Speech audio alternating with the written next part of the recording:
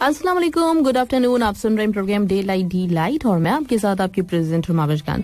जी listeners, उम्मीद करते हैं आप लोग बिल्कुल ठीक ठाक होंगे, खुशबाश होंगे, मजे में होंगे, अपनी अपनी लाइफ को कर रहे होंगे, खूब जबरदस्त तरीके से एंजॉय किया और लाइफ में आपकी बिल्कुल सब कुछ एकदम से सेट चल रहा होगा और अब मजीद सेट चलेगा क्योंकि मैं आ गई हूँ आपके लिए शो लेके 12 बजे से 3 बजे तक। मैं और आप साथ साथ रहने वाले हैं और बहुत कुछ करने वाले हैं। आज हमारा जो सेगमेंट है वो फिटनेस गुरु का है, जिसमें हमारे साथ मौजूद रहेंगे इब्राहिम कुश्ती वाला और आपको सिखाएंगे कुछ फिटनेस की कुछ टिप्स बताएंगे, कुछ आपको और भी इस तरह की कुछ टिप्स वगैरह देंगे, राइट। और टॉपिक भी मुझे आपको देना है तो टॉपिक भी मैं दे देती हूँ आज, चूंकि एक तरह से देखा जाए तो बाकायदा तौर पे जो इब्राहिम कुश्ती वाला है वो अपना सेगमेंट आज ही शुरू करेंगे, सेशन आज से शुरू होगा।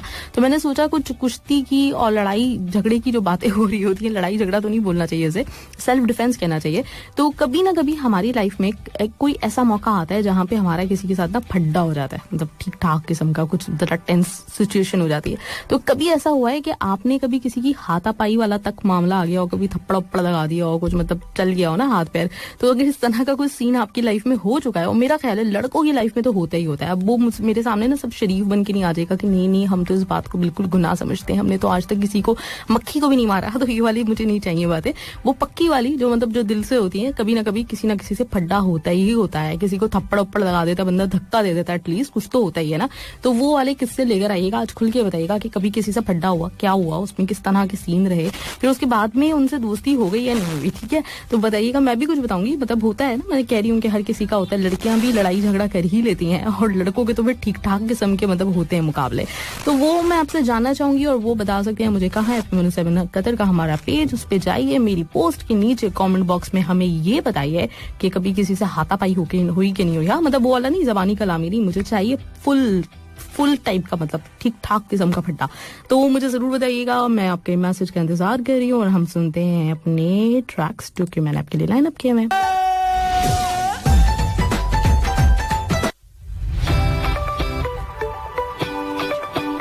राइट लिस्टनर्स, वेलकम, स्वागतम, खुशामदीद। आप सुन रहे हो 107 FM में आपके साथ आपकी प्रेजेंट रुमाविश खान। अच्छा, टॉपिक आज का हमारा काफी मजेदार सा है, वो ये है कि कभी आपका किसी से फड्डा हुआ, मतलब ठीक ठाक वाला, हाथापाई वाला। तो मेरे पास मैसेज है सादन बलोच का जो मुझे नजर आ रहा है, ये कहते हैं कि अस्सलाम वालेकुम एंड गुड आफ्टरनून बादी, वेलकम बैक डे लाइट में। और इस वीकेंड पे मेरा दिल टूट गया हीरा मानी से।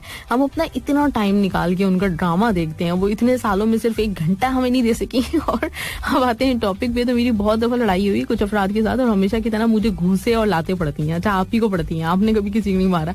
और एक लड़ाई मुझे याद है, जिस लड़के ने मुझे मारा उसमें दोनों उनकी दोनों चप्पल कुएं की गहराई में गिर गई थी। आते अच्छा हो गया। तो उसने मैं घर गया तो अम्मी ने भी मुझे और मारा और कहा कि पंगा तू नहीं लिया होगा। अच्छा, ये सीन है, सही है, यानी हमेशा पिटते हैं और हमेशा पिटने के बाद घर पे भी पिटाई होती है। सही है, ठीक है। एजाज अहमद कहते हैं गुड आफ्टरनून मैडम जी। टॉपिक, एक दिन हमारी फाइट हुई थी और अपने करीब के विलेज में। रीजन ये था कि वो लोग बोल रहे थे कि हमारे रोड पर को आप लोग यूज नहीं करोगे, तो हमारी इस बात पे फाइट हो गई और हम लोग 5 पर्सन थे, वो पूरा विलेज था और बात बहुत ज्यादा आगे तक पहुंच गई थी। तकरीबन 36 घंटे तक फायरिंग हुई है उसके बाद। ओके, राइट, चलें, ठीक है।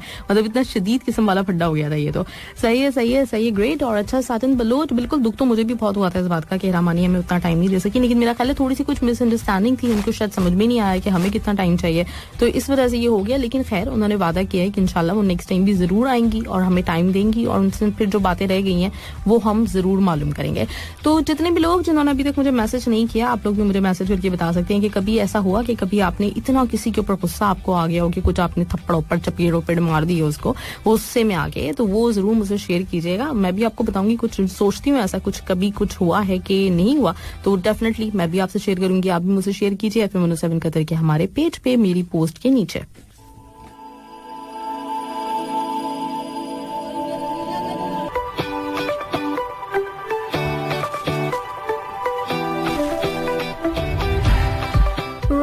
वेलकम, स्वागतम, खुश आमदीद। आप सुन रहे हो 107 FM और मैं आपके साथ आपकी प्रेजेंट रुमाविश खान। और फड्डे की बात हो रही है, आज फड्डा ऑन है। यहाँ पे लड़ाई झगड़े की बातें हो रही हैं, तो चलिए कुछ मैं भी सोचती हूँ। और मेरे साथ मौजूद है इस वक्त आयशा हमारी, तो उसको भी हम वेलकम करते हैं शो में। हेलो, अस्सलाम वालेकुम। वालेकुम अस्सलाम, कैसी हो? ठीक ठाक, आप बताएं। राइट, ये पहला बंदा होगा दुनिया का जो सामने बैठे हुए शख्स को हेलो बोलता है। इतनी गायब दिमागी हमारी।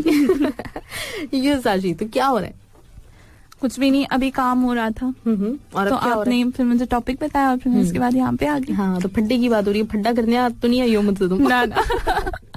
राइट। अच्छा, तो कभी हुआ है ऐसा जिंदगी में कोई लड़ाई झगड़ा हुआ हो? पहले मैं सोचती हूँ, उसके बाद मैं तुम्हें बताती हूँ। मुझे मतलब याद जो आ रहा है ऐसा कोई जब से होश संभाला है पक्का वाला, मतलब जब से पता चला है लड़ाई झगड़ा बुरी बात होती है, तो जब से तो नहीं मैंने पढ़ी की है, लेकिन मुझे मेरी अम्मी बताती है कि जब मैं बिल्कुल छोटी सी हुआ करती थी ना, तो मैं और मेरी कजन, हम लोगों में 15 डेज का फर्क था। तो मुझसे 15 डेज छोटी थी वो।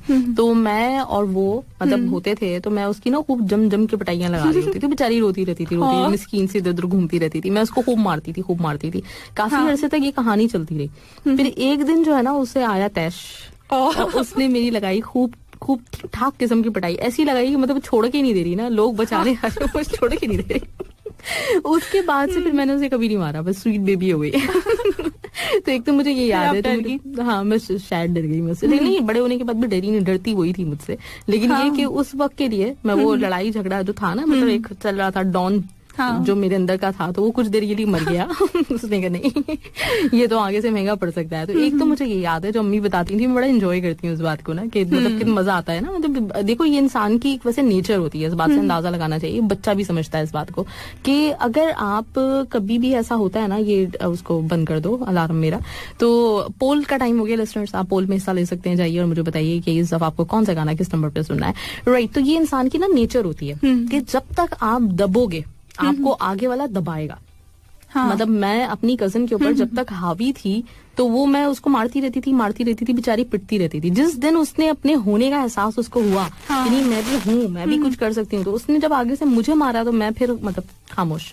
तो ये होता है, आप जब तक दबते हो दुनिया आपको जब ही तक दबा सकती है, और जब आपको ये एहसास हो जाए कि हमने अब नहीं दबना, तो उसके बाद आपको दुनिया की कोई ताकत ना आपको दबा सकती है ना कुछ हो सकती है। तो ये सीखना चाहिए, बच्चों को भी इस बात का आइडिया होता है। अच्छा, दूसरी मुझे एक बात याद है कि फिर मतलब ये अच्छा, मैं हमेशा बताती हूँ कि मैं थोड़ी सी शाय नेचर की थी, लेकिन अंदर मेरे कॉन्फिडेंस भी था। मतलब दोनों चीजें साथ साथ चल रही थी। तो कहीं पे जब मैं देखती थी ना मेरे मुकाबले में दब्बू बच्चे हैं, तो उनके सामने शेर हो जाती थी। तो मुझे एक बात याद है कि अभी जो मेरी कजन बिनेश जो आई भी थी पिछले दिनों, मेरी उससे बड़ी दोस्ती थी, तो मैं उसके घर पे गई थी। तो उसके नेबर में ना कोई लड़का था एक, तो ये उम्र होगी मेरे ख्याल से मेरी कोई 5-6 साल की। तो उस मतलब उधर क्या हुआ था, क्या था, कुछ मुझे याद नहीं, लेकिन मुझे किसी बात पे आ गया था गुस्सा शदीद किस्म का। उस लड़के की मैंने खूब ठीक ठाक किस्म की पिटाई लगाई थी, जबरदस्त ठीक ठाक किस्म की लगाई थी। डर गया था बेचारा मुझसे। और फिर मतलब बाद में, लेकिन अच्छा, वो पिटाई खाने के बाद भी ना, अक्सर हम जैसे कुवैत से आए हुए होते थे, तो वो फिर बाद में मुझे पता चलता था कि वो लोग पूछ रहे हैं, मेरा पिटाई याद थी उनको। पूछते रहते थे, याद करते, मिस करते थे मुझे। पिटाई वाली कहाँ है? पिटाई वाली कहाँ है, मुझे बकायदा मिस कर रहे होते। तो ये मुझे याद है। फिर बड़े होने के बाद ऐसा कभी हुआ नहीं, दिल तो बहुत दफा चाहा कि एक जमा के लगा दिया जाए, लेकिन ये कंट्रोल कर लिया, कंट्रोल। तो ये वाला सीन है। तो तुम्हारे साथ कभी ऐसा हुआ? नहीं, मैं पिटती रहती थी बस। हाय हाय, इतना मुझे याद है। अच्छा, पिटती, बाहर की बात करी हो, घर की बात करी? कजन्स की बात करी। पिटती रहती थी? हाँ। अच्छा, क्योंकि मैं अकेली थी ना। हाँ। तो मैं फिर कोशिश करती थी मैं इन लोगों के साथ जाके खेलूं। अब वो बड़ी थी, तो मुझे लगा के भेज देती थी। मैं मामा के पास चली जाती थी, उनको ये पता था कि लगा दो तो फिर ये चली जाएगी। अच्छा, ऐसा सीन था। अच्छा, तो तुम ये कहाँ की बात करी हो, कौन सी कजन? ननियाल, ददियाल? ये यहाँ पे हम लोग कतर में पहले कजन्स होते थे। अच्छा, होते थे, सही, वहाँ की बात कर रही हूँ। अच्छा, मेरा ये सीन है कि ददियाल में एक तरह से हमारी जो फैमिली है, मतलब मैं अपने घर की बड़ी हूँ, लेकिन हमारी फैमिली में मैं सबसे छोटा वाला हमारा घर था। मतलब हम सबकी शादियां हुई थी, सब मेरी कजन्स माशाल्लाह से। वो एक कजन तो मेरी ना पप्पा से चंद साल छोटी है, मतलब वैसा वाला है, सगी कजन। लेकिन पप्पा से चंद साल ही छोटी थी वो। पुप्पो की मेरी बहुत यंग एज में भी शादी हो गई थी, पप्पा से बड़ी भी थी। तो वहां पे तो मैं छोटी थी, और वो छोटे होने का एक होता है ना, कभी भी मतलब होता था कि सादियावती हिनावती अपने साथ नहीं खिलाती थी। और कभी हो रहे शादियों में लुड्डी शुड्डी हो रही है, मैं हमेशा बताती हूँ, बड़ा मतलब शौक था मुझे कि यार लुड्डी डालनी है, लेकिन कभी नहीं ना, मतलब हम हमेशा ये होता था तुम लोग छोटे बच्चे हो, निकल जाओ। तो वो हमेशा यही होता था। बेइज्जती का बहुत एहसास रहा है बचपन से हमेशा। दरियाल में, ननियाल में मैं सबसे बड़ी हूँ एक तरह से, और एक तनहा से बड़ी हूँ। हाँ, तो मतलब जो खाला वाला की जो साइड है, तो वहां पे ये है कि हमेशा सब लोग, वो होता था सब लोगों को कि मेरे साथ सबको खेलना है, और वो एक तरह की लीडर भी मैं ही रहती थी वहां पे ना। तो वहां नहीं दबी, लेकिन ददियाल में हमेशा जो है ना, वो सादेबाजी ने कभी मुंह नहीं लगाया। कभी जिंदगी में नहीं लगा। लेकिन बाद में अच्छी हो गई थी, स्वीट हो गई थी बाद में जब हम भी बड़े हुए थे। लेकिन पहले यही वाला सीन था, पिटाई नहीं की किसी ने, और ना मैंने कभी किसी की कजन्स में पिटाई की है। और लेकिन ये कि ऐसा वाला सीन था, खुद ही खुद दबते थे। तो तुम्हारा क्या था? मेरा भी ऐसे ही था। और घर पे क्या हाल चाल है? घर पे तो मैं लगाती हूँ, बड़े होने का फायदा उठाती हूँ। हाँ। किन बातों पे? हर बात पे, मतलब कोई भी बात है तो मेरी नहीं मानी तो फिर मैं लगा देती हूँ 2-4। अच्छा। हाँ, वो भी मुझे लगाती है, फिर आगे से वो भी लगाती है। अच्छा, मेरे साथ भी ये सीन रहा है। जब बहुत मतलब मेरा और मेरी बहन भाइयों का मतलब एज डिफरेंस है हम लोगों का। तुम्हारा भी है? हाँ, तुम्हारा भी है, मेरा भी इसी तरीके से। मेरा भाई मुझसे कुछ 6 साल 6.5 साल इस तरह का छोटा है, फिर मेरी बहन है। तो जब छोटे छोटे से थे ना, तो मेरी एक बहन सना, उसको मैंने बचपन में उसके ऊपर जो जुल्म किया उसके ऊपर, मतलब दबा के ना। अच्छा, क्या होता था, अम्मी मुझे कहती थी किसी काम का कि तुम सफाई कर लो, तो मैं कभी अपने बहन भाइयों को लालच देती थी ये कर दो तो मैं तुम्हें इतने पैसे दे दूंगी। इस तरह के लालच होते थे कि तुम ये कर दो, मैं तुम्हें इतने पैसे दे दूंगी। मेरा मूड नहीं होता था काम करने का, घर की सफाई और इस तरह की चीजें ना, तो मैं लालच वगैरह देती थी। अब अगर उस लालच में आ गए तो ठीक है, और कभी कभी ऐसा होता था लालच में भी नहीं आते थे, तो बाकियों पे मेरी चलती नहीं थी, लेकिन सना पे मतलब निमरा बहुत छोटी थी, वो कर ही नहीं सकती थी। और सना जो है ना, वो एक मेरे हत्थे चढ़ जाती थी, बेचारी कर भी देती थी। अगर कभी कभी मना कर देती थी तो बस फिर तो उसको ये घसीट के लेकर आती थी, पिटाई लगा के ना, करो काम। और फिर वो रो के लेकिन बेचारी कर देती थी। तो उसके ऊपर मुझे बड़ा अफसोस होता है बड़े होने के बाद कि यार मैंने एक वक्त में इसके ऊपर बड़ा जुल्म सितम किया है। मेरे हाथों बड़ी पिटी है वो। और भाई भी पिटा है और वो पिटी है, दोनों मतलब काफी ज्यादा उनसे हुआ है। ये है सीन। बस तुमने कुछ नहीं बताना? मेरा कोई इतना फड्डा है ही नहीं। कोई फड्डा ही नहीं है ना? कहती कि बोर्ड बंदी हो तुम। जिंदगी में कोई फड्डा नहीं तो कैसी जिंदगी है? लानत है जिंदगी पे। राइट, चलो तुम बताओ फिर मैसेजेस पढ़ने। सारिम कतवाल का सबसे पहले आ रहा है। अच्छा, good afternoon RJ Mahvish Khan, सलाम ऑल लिसनर्स। और प्रोग्राम डे लाइट डिलाइट का आज के टॉपिक के बारे में कह रहे हैं कि स्कूल के दौर में अक्सर ग्रुप में झगड़ा होता था, अक्सर एक दूसरे को रास्ते में इंतजार होता था कि वो पल करूं या हम। रास्ते में इंतजार होता था कि हम स्कूल के बाद कभी कोई खास नहीं हुआ। अच्छा, मतलब स्कूल के दौरान में ना एक दूसरे का इंतजार होता था कि हम मतलब मिलेंगे, पता नहीं फड्डा करेंगे। मेरा ख्याल इस बात का इंतजार होता था सारिम कतवाल को।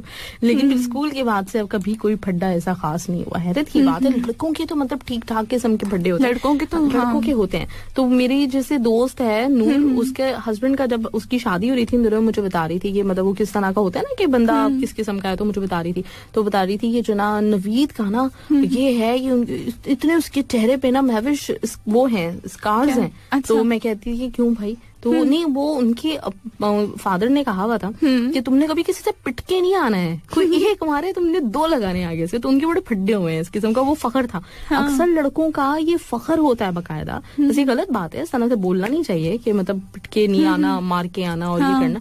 लेकिन मैं इस चीज के ऊपर जरूर बिलीव करती हूँ कि आपका सेल्फ डिफेंस जरूर होना चाहिए। मतलब अगर आपको आपके ऊपर कोई किसी भी तरह से अगर कोई या तो थप्पड़ मार रहा है तो आपको आगे से फिर वाकई 2 थप्पड़ लगा देने चाहिए। थप्पड़ खाने नहीं चाहिए। मतलब इस बात को मैं कभी भी गलत नहीं समझूंगी कि ये नहीं कि किसी ने एक गाल पे मारा तो दूसरा भी पेश कर दो। तो इतने बेवकूफ हम कभी जिंदगी में हो नहीं सकते। लगा देना चाहिए। लेकिन ये कि मतलब आपको सेल्फ डिफेंस आना चाहिए, बिला वजह की नहीं किसी के मुंह लगे। लेकिन अगर कोई आपके ऊपर हावी हो रहा है, चाहे वो हाथों पैरों से या फिर वैसे, तो फिर आपको जवाब देना आना चाहिए। आपकी मतलब ये एक ईगो का तकाजा है आपकी। अगर वो भी नहीं होता तो फिर कोई फायदा नहीं है। मतलब तो रक्के लगानी चाहिए एक दबा के। राइट, तो ये है, तो ये होना चाहिए, इसमें कोई मजायका नहीं है। इस चीज को समझना चाहिए। और अक्सर लोग इस चीज को बहुत ही बुरा समझ रहे होते हैं। नहीं मतलब कॉम्प्रोमाइज करो, तो कॉम्प्रोमाइज है, सही है, करना चाहिए आपको कॉम्प्रोमाइज। लेकिन गैर जरूरी तौर पे कॉम्प्रोमाइज जो है ना, जब आप करना शुरू कर देते हैं तो आपकी अपनी जो शनाख्त है, जो पहचान है, वो नहीं रहती। तो आपके अंदर बिला वजह नहीं फड्डे करें कि इधर हर जगह जा रहे हैं, इधर उधर इसको लगा दिया, उसको गिरा दिया, उसको मतलब जो है ना सबक सिखा दिया, ये नहीं। लेकिन जहां पे कहीं आपकी ईगो पे आ रही है, जहां पे कोई आपको लेट डाउन करने की कोशिश कर रहा है, तो आपने उसको ये बताना है कि आप हैं, ये नहीं कि आप है ही नहीं, कहीं पे आपका वजूद ही नहीं है। तो ये जरूरी होता है। तो सेल्फ डिफेंस आना चाहिए। इंशाल्लाह इब्राहिम कुश्ती वाला आएंगे तो हम उनसे पूछेंगे भी, और ये गुड जरूर सीखे आप लोग, और जरूर आपको करना चाहिए। अच्छा, आजकल एक ड्रामा आ रहा है, वो वाला कौन सा, घिसी पिटी मोहब्बत, उसमें भी ये दिखा रहे हैं, एक बच्ची है छोटी और उसको ये दिखा रहे हैं कि कभी मतलब कोई होता है ना कि आप कहीं से आ जा रहे हैं, कोई अजीब किस्म के लोग मिल जाते हैं, तो लड़कियों में आपको आजकल ये बड़ी जरूरत है कि उनको सेल्फ डिफेंस आना चाहिए, उनको स्ट्रीट स्मार्ट होना चाहिए, उनको पता होना चाहिए कि अगर आपका कोई पर्स छीन के भाग रहा है तो आपको कम से कम अपना दिफा करना आता हो, तो ये जरूरी होता है। चलिए जी, तो लिस्टर्स हम चलाते हैं आपके लिए एक और ट्रैक, जबरदस्त था, और आप मेरे साथ ही रहेंगे, कहीं नहीं जाएंगे, और मुझे बताएंगे कि कभी ऐसा हुआ तो आपने क्या किया। ठीक है, चलिए एंजॉय कीजिए जबरदस्त ट्रैक। राइट, ओके जी, वेलकम, स्वागतम, खुशामदीद अगेन। और मैं आपके साथ यहाँ पे मौजूद, मेरे पास आप लोगों के मैसेजेस कुछ कम आ रहे हैं आज। मैसेजेस क्या सीन है भाई, कहाँ हैं आप लोग, कहीं गायब शायब हैं? तो मुझे बताएं कहाँ पे और क्या चल रहा है इस वक्त। तो कोई फड्डा नहीं चल रहा कहीं इसी वक्त, मतलब ये तो नहीं हो गया कोई जोश शोश आ गया होगा, नहीं अब फड्डे करने चाहिए, ऐसा तो नहीं है।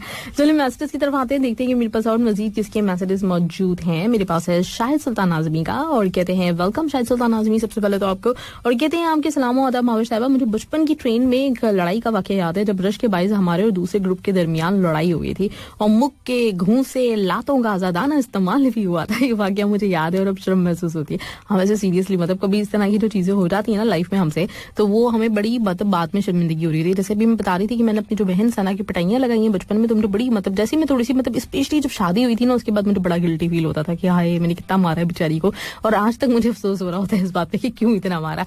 इसी तरीके से एक मुझे याद है यूनिवर्सिटी के वक्त में, मतलब हम लोग जो है, मैंने अप्रोच किया था किसी हमारे कोई सीनियर थे, उनसे हमें हिस्ट्री पढ़ती थी मैं, तो उसमें मुझे वर्ल्ड मैप का कुछ थोड़ी सी कंफ्यूजन हो रही थी, मतलब वो बता रहे थे कि यहाँ पे ये हुआ, वहां पे वो हुआ, तो वो एक जरा खुश टाइप की चीज होती है ना मैप को समझना, और फिर वो समझना कि कहाँ पे क्या किस तरह के लिंक्स बनते हैं आपस में, जिसकी वजह से कहीं पे एक दूसरे मुल्कों के दरमियान क्लैशेस हो रहे होते हैं सब कुछ।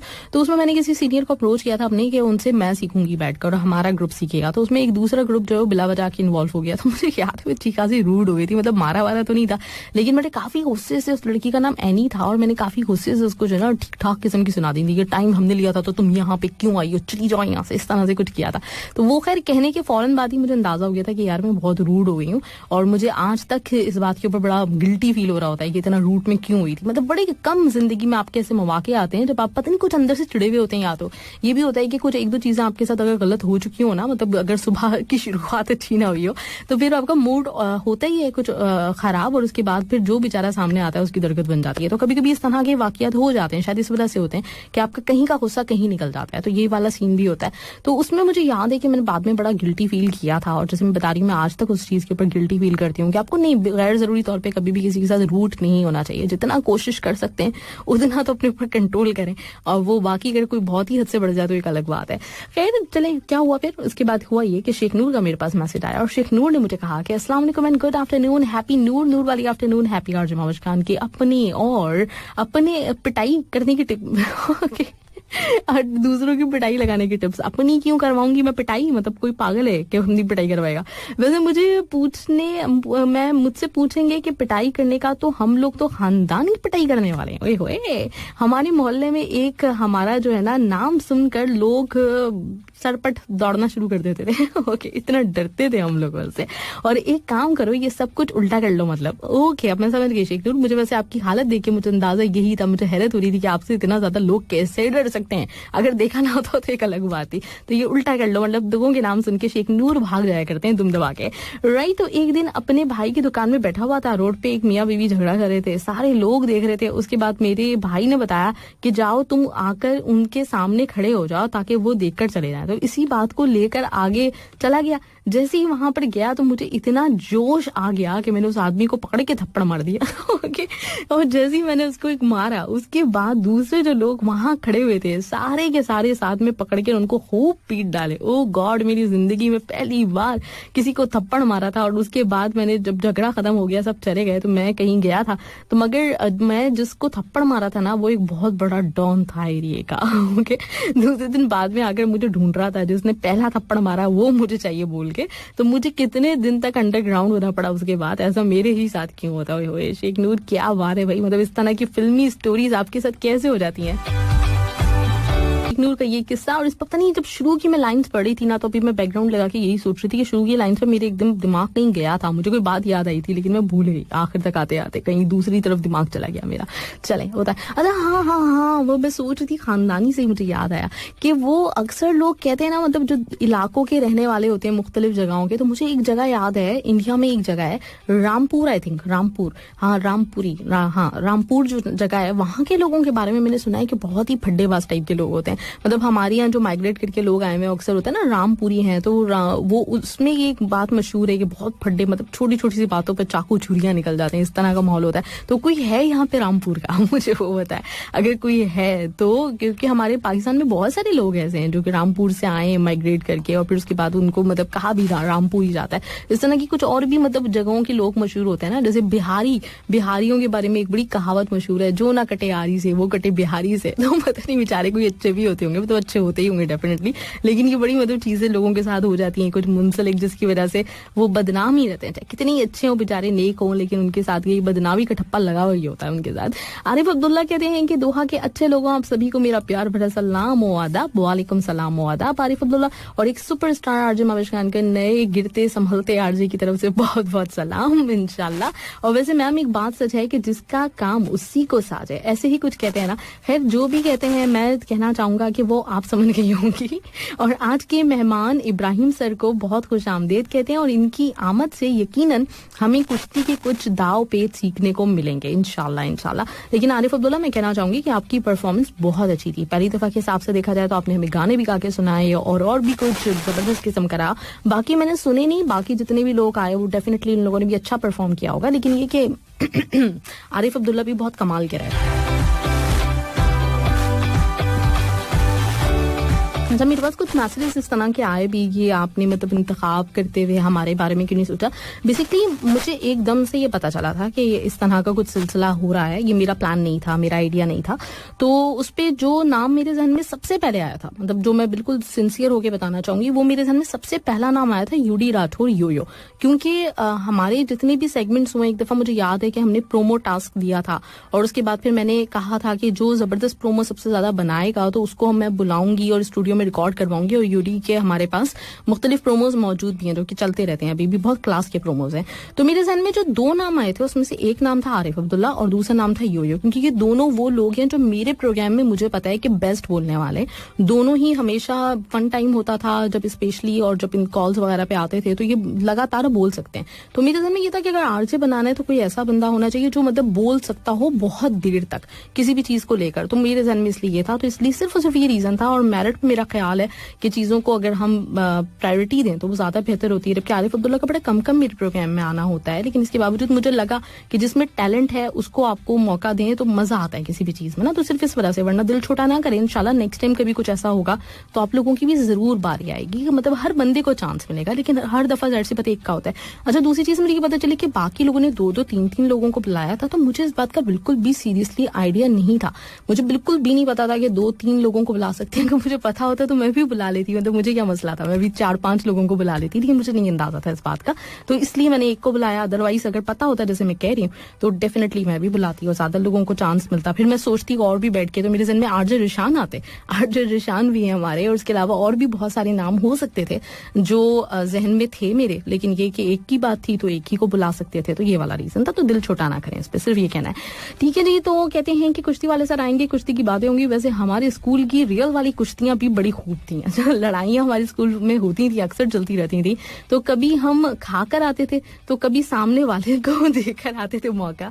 इस तरह का सीन हमारी जिंदगी में हमेशा जुड़ा रहा है, लेकिन जैसे जैसे हम बड़े होते गए वैसे वैसे इस तरह के एक्शन सीन भी हमारी लाइफ से खत्म होते चले गए, और फिर बाद में एक रोमांटिक हीरो की शक्ल में नजर आने लगे हुए। क्या बात है भाई, जबरदस्त, कमाल है और ग्रेट, जबरदस्त आरिफ अब्दुल्ला। और इसके साथ ही हम बढ़ते हैं नेक्स्ट ट्रैक की तरफ, और मैं सोच रही हूँ कि वल्ला वल्ला आपके लिए चला दूं ये वाला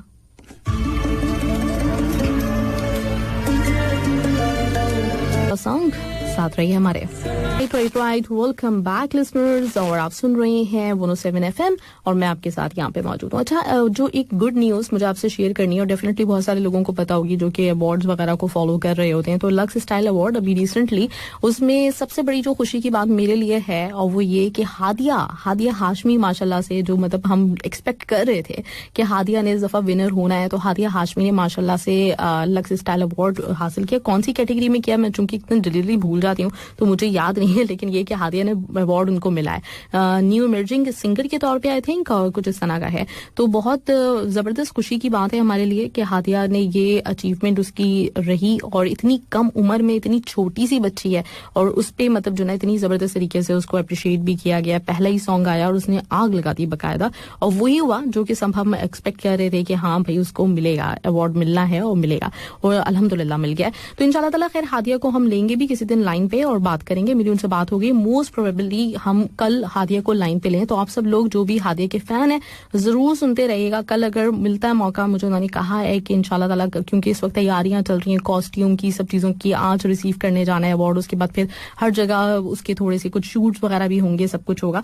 तो इंशाल्लाह ताला कल मेरी पूरी कोशिश है और उनकी भी कोशिश है कि हादिया हमारे साथ मौजूद हो। इसके साथ ही जो एक हमारा सबका फेवरेट बच्चा है आजकल का, चाइल्ड स्टार, मेरे पास तुम हो वाला, शीज, इंशाल्लाह ताला उससे भी बहुत जल्द हम बात करेंगे, क्योंकि उसको भी अवार्ड मिला है मेरे पास तुम हो के लिए, और इंशाल्लाह ताला उससे भी मेरी बात होगी और हम सबकी होगी। हम इंशाल्लाह ताला उसको लेंगे थोड़ी देर के लिए, अगर हो सकेगा तो थोड़ी देर के लिए, या फिर हम पूरा एक इंटरव्यू रखेंगे जिसमें हम शीज से बात करेंगे। बहुत ही क्यूट बच्चा, बहुत ही प्यारा बच्चा, हम सब लोगों की समझे कि जान है शीज, जो है ना आजकल का जबरदस्त, मतलब दिलों पे छाया हुआ सबके, इतना क्यूट बच्चा है वो। तो इंशाल्लाह ताला लेंगे हम उसको भी, और इसके साथ ही मेरे पास मौजूद है क्या, इसके साथ है मेरे पास आप लोगों के मजीद मैसेजेस। आफ्ताब शाहिद का मैसेज है और कहते हैं कि अस्सलाम वालेकुम, गुड आफ्टरनून, वेलकम, स्वागतम, खुश आमदेद, मरहबा, टॉपिक अच्छा है, मुझे नहीं पसंद लड़ना, मेरे दादा पहलवान थे किसी जमाने में, अपना अपना शौक है। अच्छा, दादा पहलवान थे तो पहलवानी वगैरह सीखी नहीं, मतलब थोड़ा बहुत तो आना चाहिए था ना, कुछ थोड़ा बहुत तो सीख लेते दादा से, क्योंकि आजकल की दुनिया में ना जरूरत पड़ती है इस चीज की। अच्छा, दूसरी चीज ये कि मतलब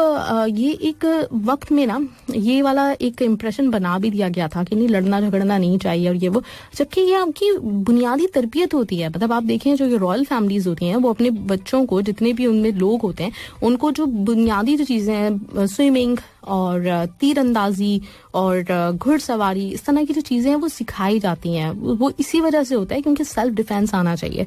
और लोगों ने इस पिछले कुछ अरसे में ना, मतलब इतने कुछ मम्मा, वो क्या कहते हैं, क्या होता है वो, इस तरह की कुछ होती है ना, बर्गर टाइप के बच्चे जो बेचारे मतलब हर चीज को बुरा समझ रहे होते हैं, तो वो इस तरह के बच्चे बड़े प्रोड्यूस हुए हैं। लेकिन मैं अपने बच्चों को भी, जबकि मेरे बच्चे भी मतलब बिल्कुल ही ऐसे ही ना डरपोक किस्म के बच्चे हैं, लेकिन मैं अपने बच्चों को भी बहुत मोटिवेट करती हूँ कि तुम ये चीजें आनी चाहिए। इवन ये हमारे दीन का हिस्सा है, मतलब ये हमें समझना चाहिए कि आप अगर सेल्फ डिफेंस आपके अंदर नहीं होगा ना, तो जो आपसे जो करवाना चाहेगा आप कर लोगे भाई। मतलब अपने अंदर इतनी कुव्वत पैदा करो बोलने के हिसाब से भी, कि कहीं पे भी कुछ भी हो आप जुल्म के खिलाफ खड़े हो। और दूसरी चीज ये कि आपको उसके लिए अगर कभी अपने हाथ पैरों को इस्तेमाल करने की जरूरत भी पड़े तो वो भी आना चाहिए, इसमें कोई बुराई नहीं है। मतलब इस चीज को उस तरह से लेना नहीं चाहिए ना जिस तरह से लोग लेते हैं कि नहीं हम तो नहीं लड़ते, हम लड़ना बहुत बुरी बात है। नहीं, लड़ने का कोई नहीं कह रहा आपसे, लेकिन सेल्फ डिफेंस इंपॉर्टेंट है और वो आनी चाहिए, बहुत इंपॉर्टेंट होता है ये। अर्शी आजम कहते हैं अस्सलाम वालेकुम ma'am, program delight super program, उम्मीद करते हैं कि ठीक होंगे। और सॉन्ग से आगाज, आज का टॉपिक बड़ा मजेदार है माही मैम।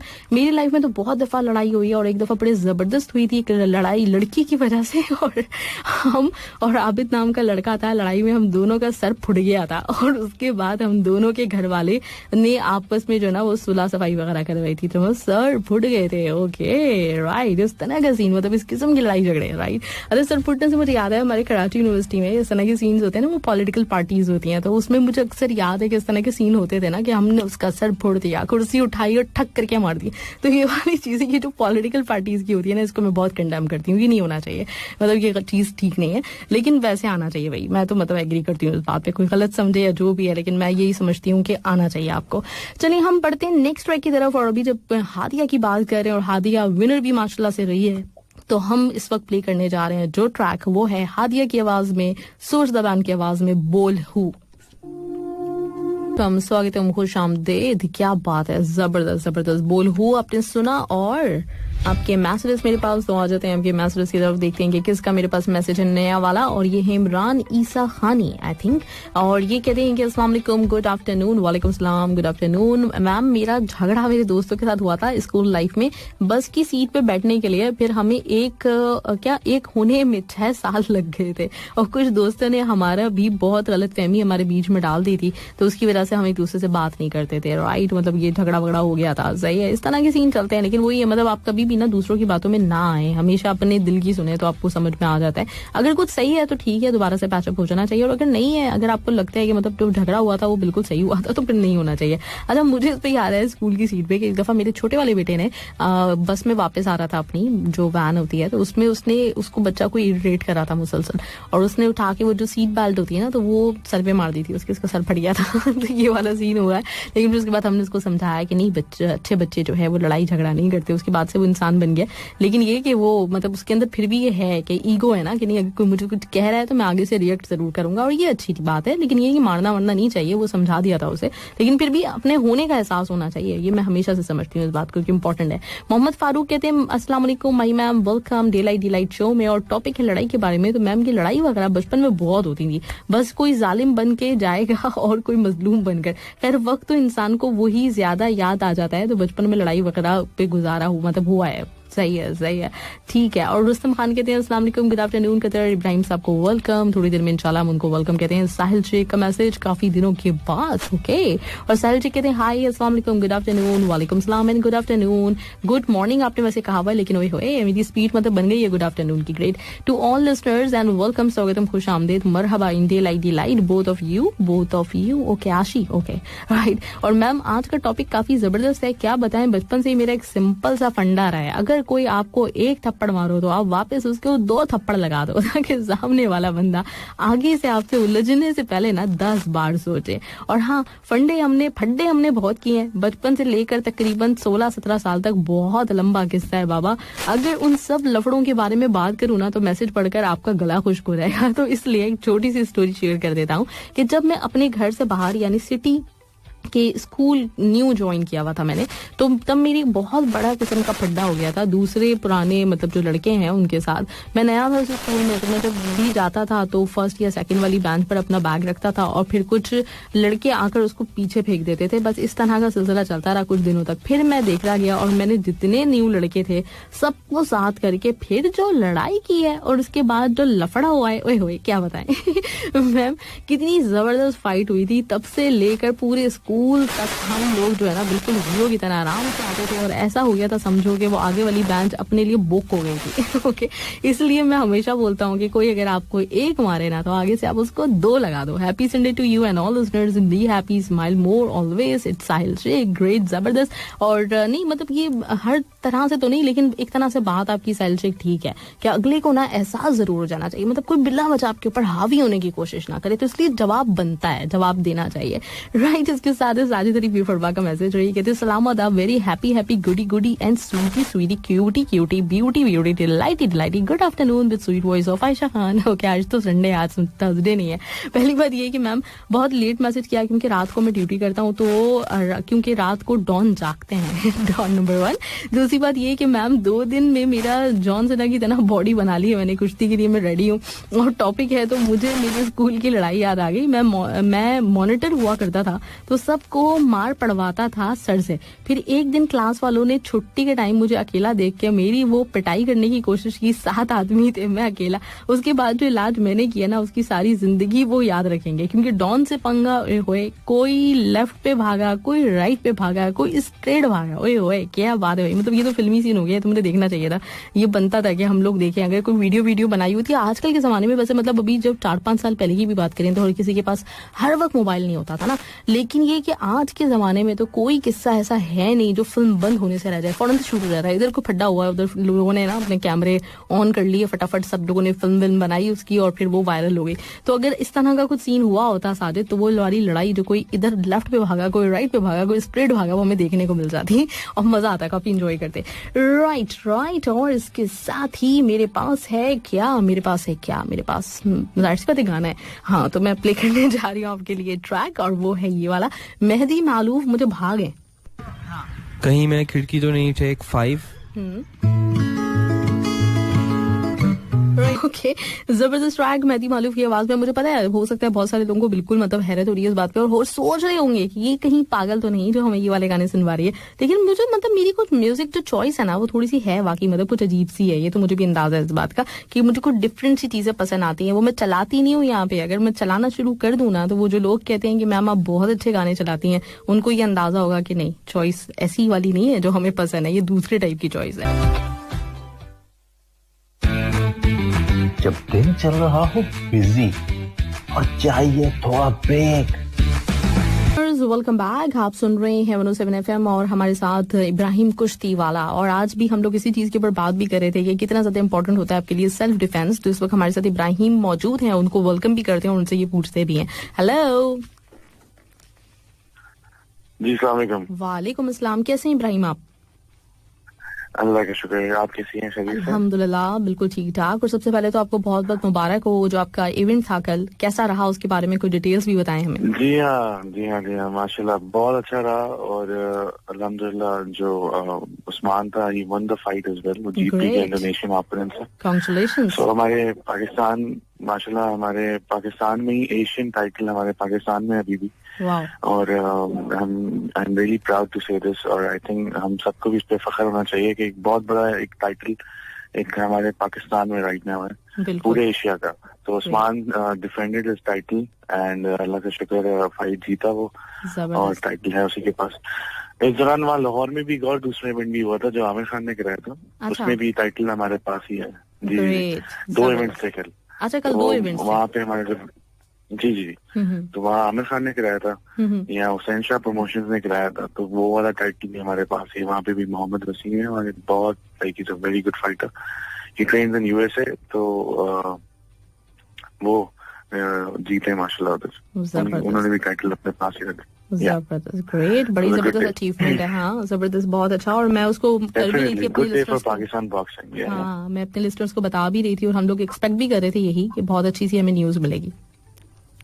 जी अल्हम्दुलिल्लाह। तो बहुत अच्छा मेगा इवेंट था, लाइव आया जियो सुपर और वो पीटीवी पे लाइव आया था। तो it was really big events.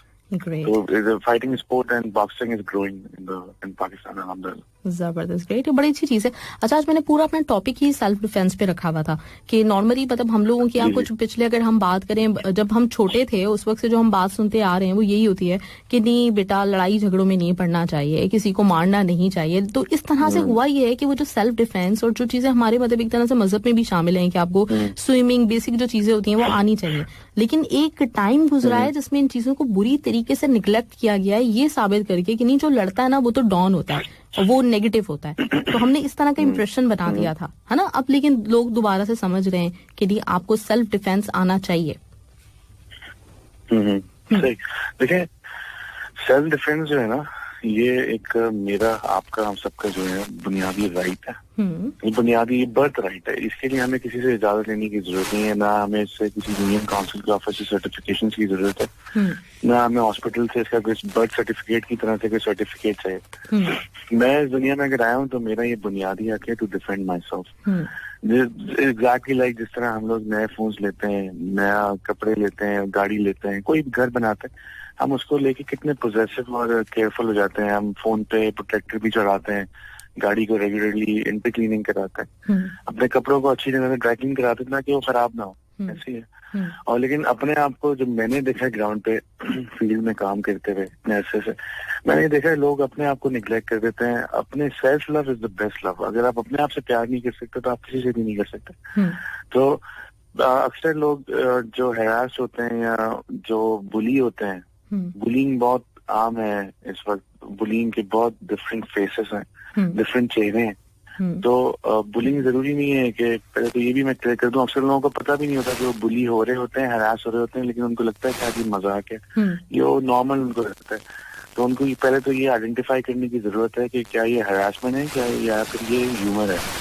दोनों एच से आते हैं लेकिन दोनों में जमीन आसमान का फर्क है। तो अक्सर लोगों को पता ही नहीं होता, वो आइडेंटिफाई नहीं कर पाते कि ये जो मजाक मेरे ग्रुप ऑफ फ्रेंड्स या फैमिली के लोग मुझे कर रहे हैं ये ह्यूमर नहीं है, ये हरासमेंट है, मॉक कर रहे हैं, मजाक उड़ा रहे हैं। बॉडी शेमिंग कर रहे हैं, ये सब बुलिंग में आता है, सब हरासमेंट है। बेसिकली हरासमेंट इज एनीथिंग जिसके अगेंस्ट में आपको सेल्फ डिफेंस करना होता है, वो चीज है डिस्कम्फर्ट फील करें। अगर आपको डिस्कम्फर्ट फील हो रहा है किसी भी काम से, तो वो it comes under the heading of harassment. उसको फौरन रोकना चाहिए और उसको जो है ना उसको कन्फ्रंट करना चाहिए, जो भी शख्स या जो भी एक ग्रुप ऑफ पीपल आपको मॉक करे। तो सेल्फ डिफेंस आपका बुनियादी हक है, इसमें कोई दो राय नहीं है। और सेल्फ डिफेंस जो है आप रिलीजियसली भी इट्स देयर, इसके हुक्म है। और इस्लाम में तो ये मुस्लिम उस जमाने में ऑब्वियसली हालात दूसरे थे, तो मुस्लिम मर्दों को तो ये हुक्म था कि आप 3 चीजें जरूर सीखें, एक तो घोड़सवारी, एक तीरंदाजी और एक स्विमिंग, तैराकी।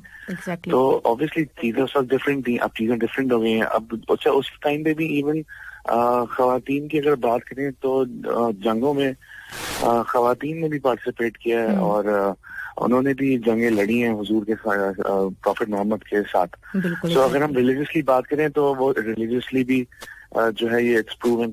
एंड अगर हम वैसे सोशली हम रिलीजियस छोड़ दें और हम चले आ जाएं, अब सोशली बात करते हैं, सोशली भी it's very important now for both men and women to learn self defence, because जो इस वक्त हालात हैं पूरी दुनिया में, बहुत ज्यादा ये एक सोशल इविल बन गया है। एक हरासमेंट कहीं कम है कहीं ज्यादा है, लेकिन ये एक कॉमन हो गया है। और इवन अगर आप पाकिस्तान को छोड़ें, आप वेस्ट की बात करें तो वेस्ट में भी डोमेस्टिक वायलेंस की जितने केसेस रिपोर्ट होते हैं, जो लोग वहाँ रहते हैं उनको पता होगा कि उनकी भी कोई गिनती नहीं है।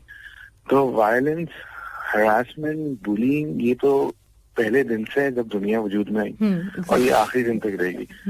ठीक है ना? तो ब्लैक के बाद व्हाइट है, व्हाइट के बाद ब्लैक है। तो इस चीज को बैलेंस रखने के लिए self defence is very mandatory. There is a very famous saying जिसको मैं बताना चाहूंगा अभी, बहुत अच्छा कोट है कि अगर आपको पीस चाहिए ना, if you want peace then prepare for war. तो पीस के लिए भी वॉर जरूरी है, जंग लड़ना जरूरी है पीस के, अमन के लिए भी। सो जंग लड़ोगे कैसे अगर आपको सेल्फ डिफेंस ही नहीं आता? सेल्फ डिफेंस वैसे भी मेंटली शुरू होता है, आपको पहले मेंटली स्ट्रांग करता है, उसके बाद फिजिकली आता है। अक्सर ख्याल ये आम ख्याल कि ये सेल्फ डिफेंस की जब बात हो तो इसमें जरूर कोई मारा मारी की बात होगी या जंग हो जदल की और खून की नदियां बह रही होंगी, लाशें बिछी हुई होंगी, ऐसा कुछ भी नहीं होता। Self defence is more mental, it changes you as a person mentally more, आपको कॉन्फिडेंट कर देता है ज्यादा, आपको आपके राइट्स के बारे में जो आपके ब्लड विजन्स होते हैं वो क्लियर हो जाते हैं, आपको अपने हक के लिए लड़ना सिखाता है, बात करना सिखाता है, ठीक है, स्टैंड लेना सिखाता है। सबसे पहले सेल्फ डिफेंस आपको यहाँ से स्ट्रॉन्ग करता है, बाद में किक्स, पंचेस और ये सब चीजें तो बाद में आती है। एग्जैक्टली मतलब अपनी ईगो, जो अपनी खुदी का एहसास है, वो सबसे ज्यादा इम्पोर्टेंट है। अब अगर कोई मतलब इस चीज को बोलेगी नहीं, अगर हमें हमारे साथ कोई हमें बुली कर रहा है, हमें हरास कर रहा है, लेकिन फिर भी हम वैसे ही मतलब कोई नहीं, हम कॉम्प्रोमाइज कर लेंगे, तो ये फिर आपने अपना वो जो बुनियादी एक तो राइट है और अपनी एक इंसान की पर्सनालिटी ही जब डेवलप होती है, जब उसके अंदर ईगो होती है, अपने होने का एहसास होता है, तो उसको नहीं निगलेक्ट करना चाहिए किसी भी तरह से। जी हाँ, बिल्कुल ऐसे ही है। जैसे मैंने शुरू में एग्जाम्पल भी दी थी कि हम अपनी चीजों को लेके तो बिल्कुल निगलेक्ट नहीं करते हैं, उनको लेके बड़े, क्योंकि हमने बड़ी मेहनत से कोई एक चीज हासिल की होती है, कोई फोन लिया होता है 3 महीने पैसे जमा करके महंगा, कोई गाड़ी ली होती है 6 महीने पैसे जमा करके, कोई आप बड़े खुश होते हो लेके उसको, आप बड़ा ख्याल कर रहे होते हो, तो उसमें तो आपका ईगो 7वां आसमान पे होता है। लेकिन अक्सर ये देखा गया है कि लोगों का अपनी जात को लेके ना बड़ा ही डिनाइल में होते हैं, वो बस सह रहे होते हैं जो उनके साथ हो रहा होता है, किसी भी तरह से बुलिंग हो रही होती है वो बस बर्दाश्त करे। अपनी जात को लेके इतने पॉजिटिव नहीं होते जितने अपनी चीजों को लेके, जो कि बड़ी अजीब बात है मेरे नजदीक at least. Seriously so I think ये जो है, पहले अपने आप से प्यार करें, तो उसके बाद आप गाड़ी इससे उससे अपनी चीजों से, मटेरियलिस्टिक चीजों से प्यार करें। आप अपने आप से प्यार नहीं करेंगे तो आप किसी और से भी नहीं कर सकेंगे। और प्यार की भी सर्टेन डिग्रीज हैं, ऐसा ना हो कि आप इतना प्यार करें कि आप बिल्कुल जो है ना ऑब्सेस्ड हो जाए अपने आप से और आपके अंदर प्राइड आ जाए। There has to be a balance. आपके अंदर एक गुरूर या प्राइड नहीं आना चाहिए, आपको इतना हम्बल होना चाहिए, at the same time love in a way कि you don't hurt anybody and you do not let anybody harm you at the same time. इतना प्यार तो करें अपने आप से। तो ये बहुत जरूरी चीज है। फर्स्ट स्टेप है सेल्फ डिफेंस सीखने के लिए। सेल्फ डिफेंस के लिए या फिटनेस के लिए या स्पोर्ट्स के लिए, ये सबसे पहले तो आपको मेंटली स्टेबल होना है। आपका ब्रेन आपके पाँव को कमांड देगा कि भाई खड़े हो और आज जाओ जिम, आज जाओ किसी स्पोर्टिंग ग्राउंड, आज जाओ फलानी चीज सीखने या ये करने, तो तभी वो खड़े होंगे आप अपने पैरों पर। अगर आपका ब्रेन आपके पैरों को कमांड ही नहीं देगा तो आप you can't move, you are just like anybody in coma. So आपका brain is everything, your brain is the main processor. तो हम लोग primarily when we teach fitness, obviously self defence fitness से आती है। आप फिट होंगे तो आप डिफेंडिंग भी होंगे, तो ये दोनों चीजें साथ चलती हैं। अगर मैं सेल्फ डिफेंस की बात कर रहा हूँ तो मैं at the same time fitness की बात कर रहा हूँ, because if you imagine somebody capable much to defend himself या हिज लव वंस या हर लव वंस, तो आप उसको, आपके एक आम ख्याल यही आएगा कि वो बंदा फिट होगा या बंदी फिट होगी, भाई एक्टिव होगी, फास्ट होगी, स्ट्रांग होगी। जब भी आप सेल्फ डिफेंस कर सकते हो ना अपना, कोई लेजी होगा, कोई वीक होगा तो वो तो अपना डिफेंड नहीं कर सकता, कॉमन सेंस है। तो obviously self defence fitness comes hand in hand. ये दोनों जो है ताली, जस्ट लाइक अ क्लैप, दोनों एक हाथ से नहीं हो सकता, ये दोनों हाथ से। So yes, great. अच्छा, तो आपने सबसे पहले ये कहा कि ये जो चीजें हैं उसके लिए सबसे पहले आपको मेंटली स्टेबल होना जरूरी होता है, तो ये किस तरह से, मतलब अगर हम इसकी कोचिंग के ऊपर बात करें या अगर घर की बात करें कि अगर आपके बच्चे हैं और आप उनको चाहते हैं कि वो उनको थोड़ा सेल्फ डिफेंस आए, अपने आप को फिट रखें, तो मेंटली किस तरह से कोई बंदा दूसरे को मोटिवेट कर सकता है और उसको स्टेबल बनाने में उसको हेल्प आउट कर सकता है? देखिए, इसमें बच्चों की अगर आप बात करें तो उसमें पेरेंटिंग का बहुत बड़ा किरदार है। और बगैर ऑब्वियसली सिंस उनके गार्डियंस हैं, आप बच्चे अपना डिसीजन खुद नहीं लेते, उनको सिखाया जाता है, बताया जाता है, तो parenting plays a very important role. और पेरेंट्स अल्हम्दुलिल्लाह बहुत, अगर मैं पाकिस्तान की बात करूं तो पाकिस्तान में इन चीजों का इतना रुझान नहीं है, खेल कूद का, प्रोफेशनली ऑफ कोर्स, और ज्यादातर लेकिन अब बदल रहा है, चीजें चेंज हो रही हैं। तो अब पेरेंट्स जो हैं अपने बच्चों को खुद जिम लेके आते हैं और खुद मतलब वहाँ उन पे टाइम स्पेंड करते हैं। अब बेसिकली होता ही है कि it's all about time management. हमारे कल्चर्स में, सब कॉन्टिनेंट के कल्चर में ना टाइम मैनेजमेंट नहीं है। हम लोग हर दफा, आपको हर दूसरा आदमी किसी से बात करें आपको कंप्लेन करता नजर आएगा कि आजकल यार टाइम नहीं है, आजकल यार टाइम नहीं है। सो मेरे नजदीक तो ये बहुत ही अजीब बात है। मुझे लगता है कि इसकी वजह ये है क्योंकि मैंने इसको बहुत क्लोजली ऑब्जर्व किया है कि अगर हमारे पास दिन में 24 घंटों के बजाय 20 घंटे भी होते ना तब भी बहुत है। हमें मसला ये है, हमें टाइम मैनेज करना नहीं आता। हम पढ़ाई और खेल को सेपरेट नहीं कर सकते एक दिन में। हमें लगता है कि अगर शाम में 1 घंटा बच्चा खेल लेगा, कूद लेगा, तो वो उससे जो है ना उसका बहुत नुकसान हो जाएगा, उसका पूरा दिन जाया हो जाएगा। तो ऐसा नहीं होता। हम लिटरली टाइम मैनेजमेंट, अगर आप, मैं, हम सब अपने अपने गिरबान में झांकें और पूरे दिन का एक दिन निकाल के ना मिनट्स नोट करें, तो मेरे ख्याल से मोरलेस में अगर अपनी बात भी करूं तो मैं कुछ नहीं 3 घंटे तो खुराफात में निकाल देता हूँ, जिसका ना कोई मेरे पास जस्टिफिकेशन है, ना वो कोई प्रोडक्टिव चीज करता हूँ, या तो मैं किसी चाय पे जाके दोस्तों के साथ बैठ के गप्पे लगाता हूँ, या घर पे कहीं थोड़ा सा गॉसिप्स कर ली, कोई बेतुके टीवी शोज देखे जिनका कोई सेंस नहीं है।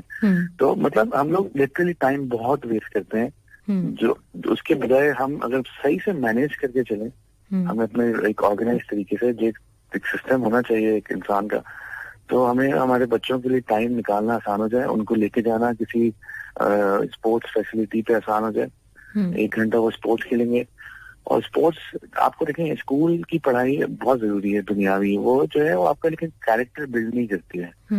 आपका कैरेक्टर बिल्ड करता है आपका स्पोर्ट्स। आप दुनिया में जितने भी स्पोर्टिंग लेजेंड्स हैं, आप उनकी बायोग्राफी अगर देखें तो आप उनको एक ए से जेड तक ट्रैवल करते देखेंगे। एक केयरलेस, इररिस्पॉन्सिबल और डिसरिस्पेक्टफुल इंसान से एक जर्नी देखेंगे टुवर्ड्स रिस्पेक्टफुल, डिसिप्लिन, ऑर्गेनाइज इंसान।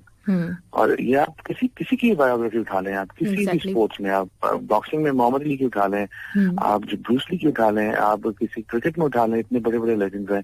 सॉकर में मैराडोना अभी ही डाइड, अभी तो पूरे अर्जेंटीना ने शोक बनाया, पूरी दुनिया ने शोक बनाया। अर्जेंटीना में तो पता नहीं क्या क्या हुआ है, वो ही सुपरस्टार। तो because they lead by example.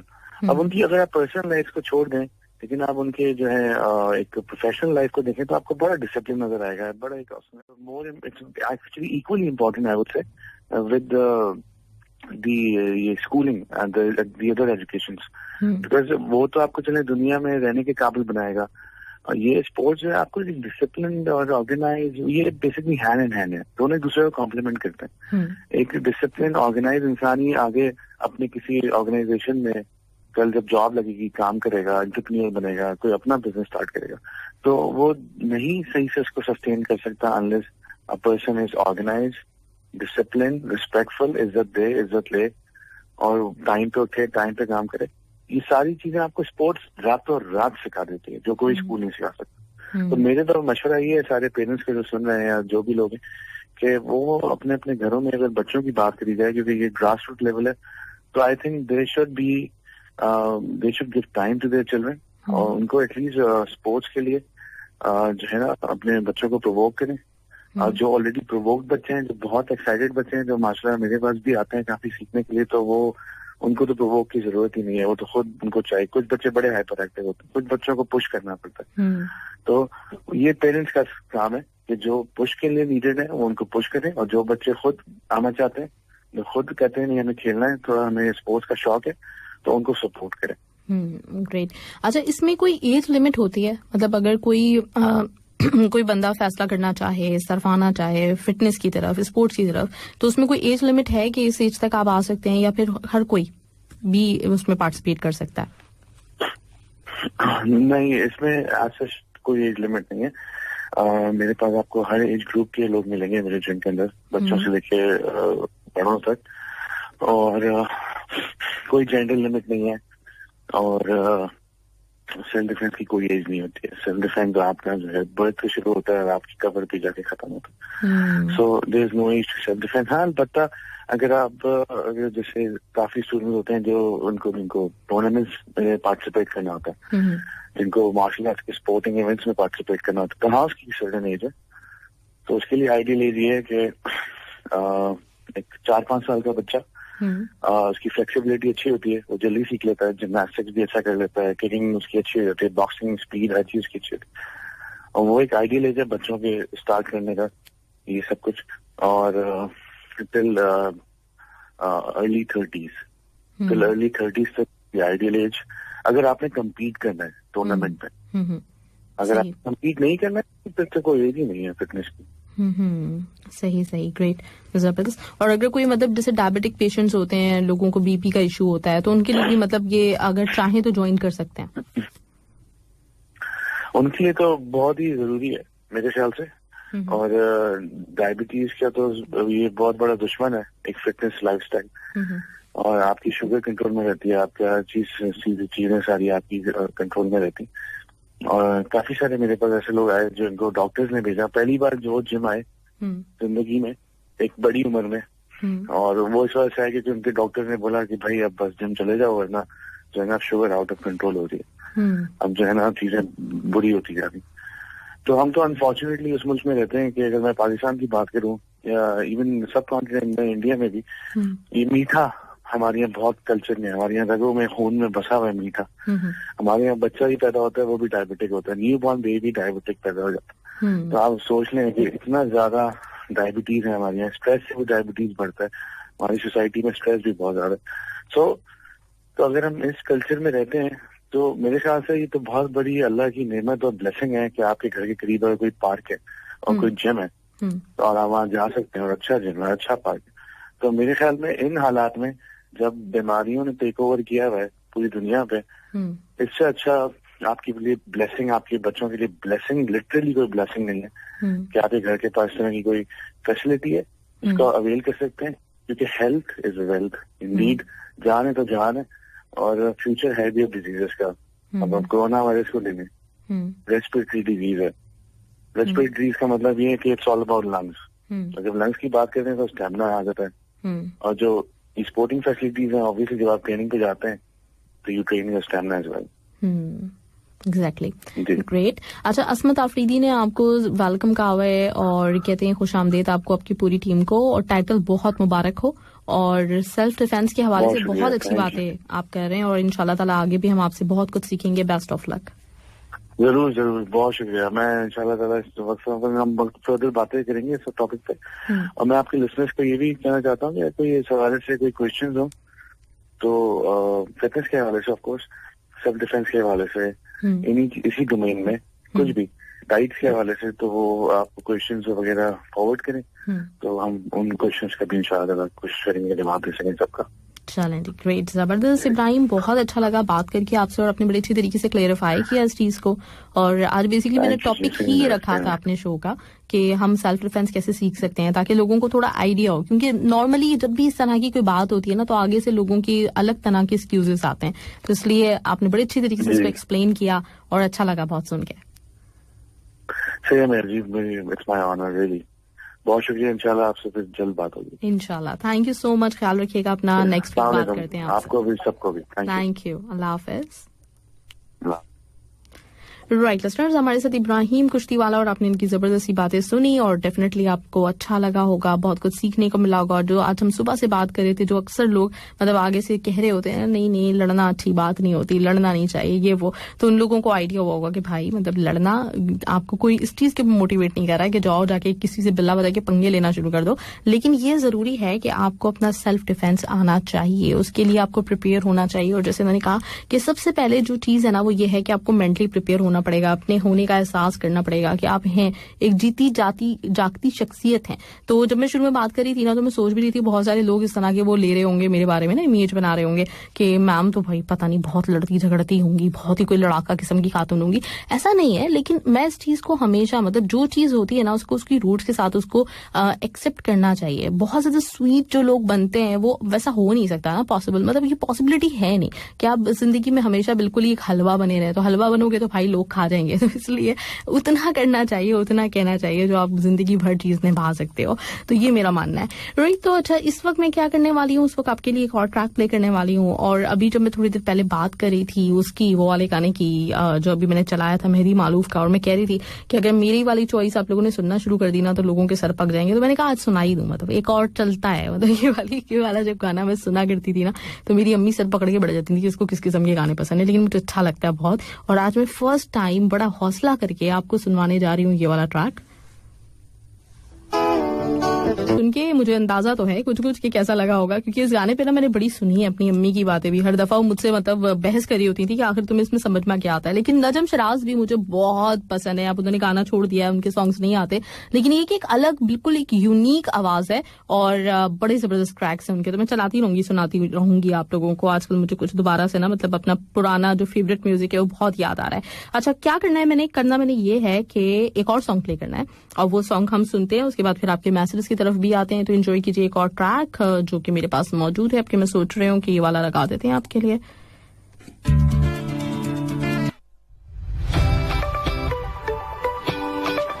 Right listeners, welcome back. आप सुन रहे हैं 107 FM और मेरे पास आप लोगों के मैसेज। गुलाम मुस्तफा कसूरी कहते हैं good afternoon sister, I am back in Qatar. Great, welcome back. आपको कैसे हैं गुलाम मुस्तफा कसूरी? ठीक ठाक आप आ गए? चले इंशाल्लाह ताला आपके सारे काम अच्छे सारे होते रहे। और इसके साथ ही असमत आफरीदी का मैसेज है मेरे पास, और हाँ ये वाला तो मैं शामिल कर चुकी हूँ जो इब्राहिम साहब के लिए उन्होंने भेजा था। आर के आजमी ने कहा अस्सलाम वालेकुम रहमतुल्लाहि बरकातहू, क्या हाल है? इंशाल्लाह सब खैरियत होगा और तमाम दोस्तों को सलाम। और टॉपिक के हवाले से मैं कहना चाहता हूँ कि मैम स्कूल में जबरदस्त फाइटिंग की थी और उसके बाद से जब से आए हैं कतर में निकल गए हैं तो अब्बू बोलते हैं क्या बेटा कतर अब छोड़ दो पढ़ाई, क्या कतर छोड़ दो, ये पढ़ाई मतलब लड़ाई छोड़ दो, पढ़ाई बहुत अच्छी हो रही है। मगर अल्लाह का शुक्र है कि मैम मैं कतर पेट्रोलियम में ड्यूटी कर रहा हूँ, तो ऊपर वाले का अल्लाह पाक का शुक्र है, जो भी हुआ अच्छा ही हुआ, क्योंकि मेरी जो कंपनी है ना उसका नाम ओके राइट ठीक है। चलिए जी, ग्रेट, जबरदस्त। और पता नहीं कि अब्बू क्या कह रहे थे क्या छोड़ दो, लेकिन आपने वो छोड़ा नहीं तो कुछ अच्छा हो गया, मुझे ये समझ में आ गया। चलें, गुड, जबरदस्त, बहुत अच्छी बात है ये।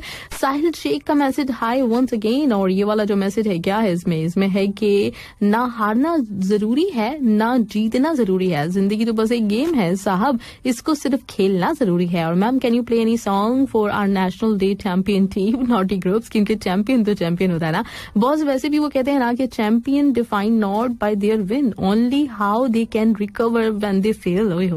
Be happy and smile more always. Thank you, जबरदस्त। साहिल शेख को बिल्कुल नेक्स्ट ट्रैक आप लोगों के नाम, ठीक है। साजन बलोच ने कहा है कि कतर में किसने लड़ाई की है, वो मैं हूँ, जिसने अपनी कंपनी के एक छोटे से एक इंसान को मारा था छोटे से काम पर। उसने मुझे कुछ बोला और मुझे गुस्सा आ गया, जितना मेरी ताकत थी मैंने उसके थप्पड़ जोर से लगा के मारा और उसके दांत से खून निकल आया। भाजी मेरे साथ एक फन हुआ उस वक्त। क्या हुआ कि उसने मुझे बोला कि पुलिस को बोलता हूँ। उस वक्त थोड़ा सा मैं दूर गया, 20 मिनट के बाद एम्बुलेंस की आवाज आई तो मैं इतना डर गया, मैं समझा सच्ची उसने पुलिस को बुला ली, लेकिन शुक्र उसने नहीं बुलाया था। अच्छा ये वाला हुआ सीन, ठीक है। सुनील कुमार ने कहा है क्या, ये कहते हैं अस्सलाम वालेकुम RJ Mabujan, welcome to the show एंड सभी दोस्तों को मेरा प्यार भरा सलाम पहुंचे। टॉपिक फाइटिंग, तो जब हम मुंडे थे तो तभी हम मुंडे थे।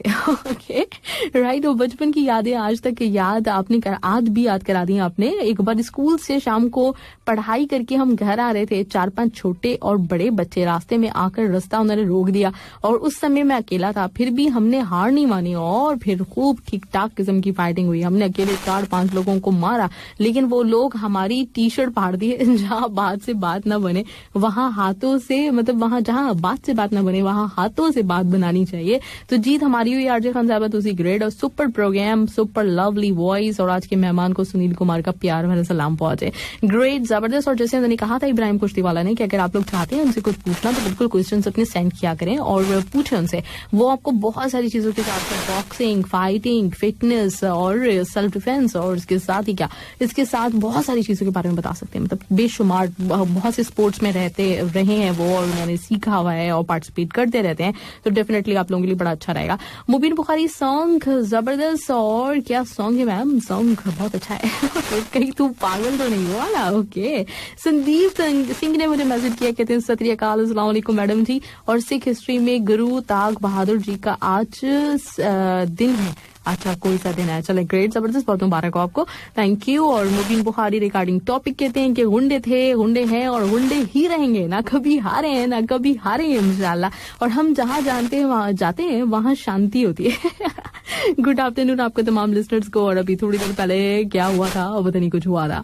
जसमंदर बदियाल, आपका भी मैसेज, कैसी हैं आप? अल्हम्दुलिल्लाह मैं बिल्कुल ठीक ठाक, आप बताएं क्या हाल चाल है, कभी कोई फड्डा शड्डा हुआ कि नहीं हुआ? अफरोजन जगवा कहते हैं अस्सलाम वालेकुम, गुड आफ्टरनून, वेलकम बैक, उम्मीद करता हूँ कि अच्छे होंगे। और बात गहरी नहीं, बात झगड़े की है तो मेरे साथी अब्दुल कादिर का क्रिकेट ग्राउंड में हमेशा होता रहता है, अब तो दोस्त है। अच्छा मतलब झगड़ा होता रहता है या होटल रहता है वहां पे, मुझे समझ में नहीं आया क्या लिखा है, कुछ ना कुछ तो होता है भाई। चलेंगे ग्रेट। और इसके साथ साथ साथ साथ अमजद इकबाल का मैसेज, हाँ ये वाला मैंने अभी देखा था थोड़ा सा कि मुझे बड़ा सा नजर आया था, मैंने सोचा था आके पढ़ूंगी तो अभी पढ़ देती हूँ, फिर म्यूजिक अंडमान का पहला ट्रैक चलाएंगे।